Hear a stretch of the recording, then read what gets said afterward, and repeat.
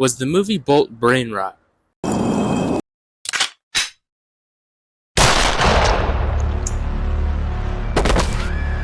The answer's no, but little 8-year-old me sure thought so. My little smaller than the average 8-year-old brain just couldn't comprehend the absolute cinema that 2008's Bolt simply was and is. Giving this movie was the equivalent of giving a dog the college dropout. With the Midwest is young and rest. Unfortunate time in history to be complimenting Kanye. I'm evil.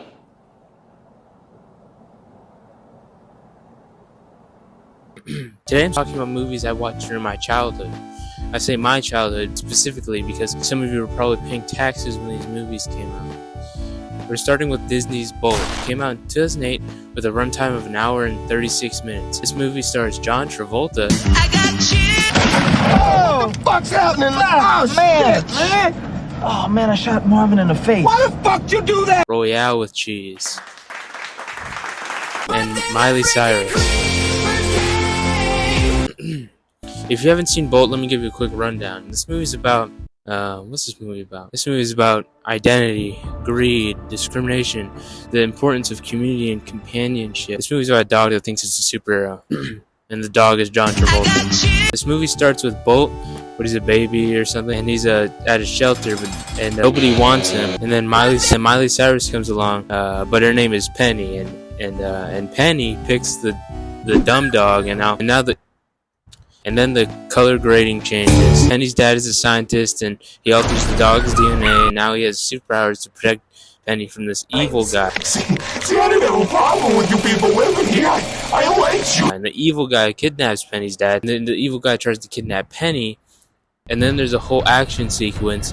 People die, then Bolt does his super bar. Then it's revealed this is actually a movie, but the dog thinks it's real because the dog's dumb.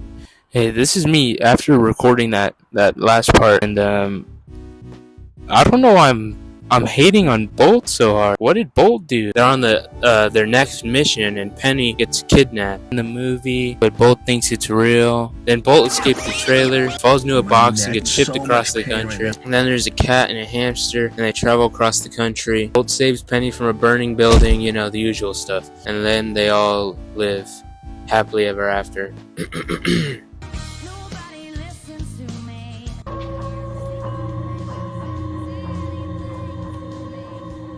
Someone cooked here. How did he do that?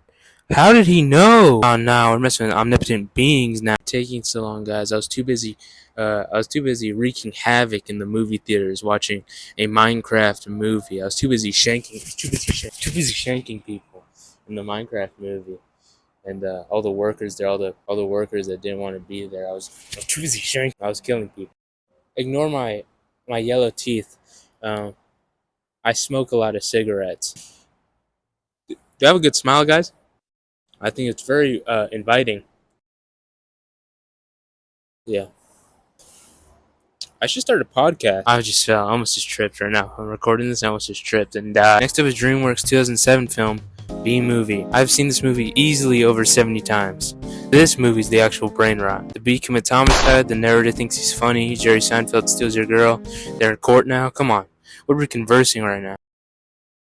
The beat commits homicide. Well, I'm no film critic yet, but it was alright, I guess. It was fine. Maybe it's because I've seen it so many times. But let me watch it again just to be sure. Be sure. Get it? Be sure. That's okay.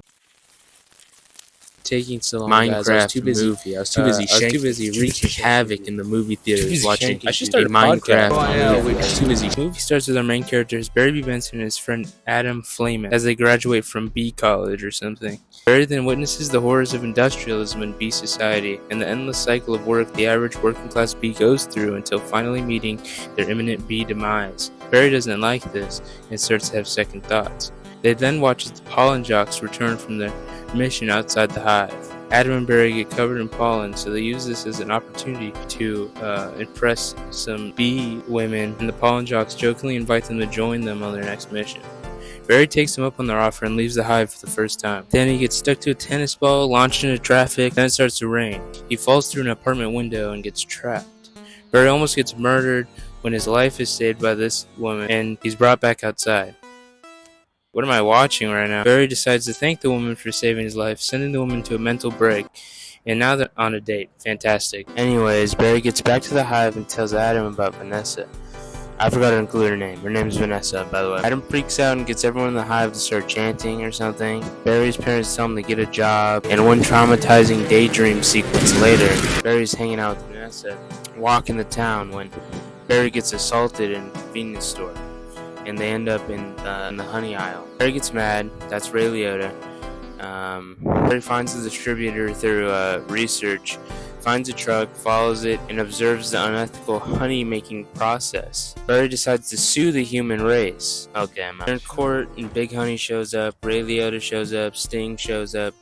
Barry brings a grizzly bear into the courtroom, blah, blah, blah. Adam stings the guy and is hospitalized. That's where Barry gets the idea on how to win the case. He wins the case and takes back all the honey that the humans have stolen. All plant life starts to die, and eventually does die. Barry makes a plan to repollinate them by stealing a float from a flower festival and getting it on a plane, bringing it to the dead plants. This plan goes very wrong, and Barry accidentally incapacitates the pilots, forcing Barry and Vanessa to operate the plane themselves.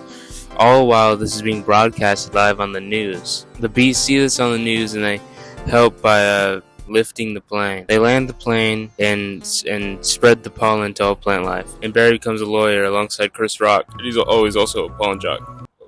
That was bars. A lot of people watched the Bee Movie as a kid. And that makes me feel like I'm not special.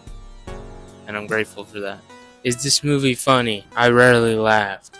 Does this movie have a compelling plot? Why not, man? Would I recommend this movie to anyone? No, I don't think I will. This movie kind of sucks. I'll give it a 4.5 out of 10. Final rating, lock it in. Here's my rendition of Here Comes the Sun, which is featured in this movie I'm talking about. Oh, okay.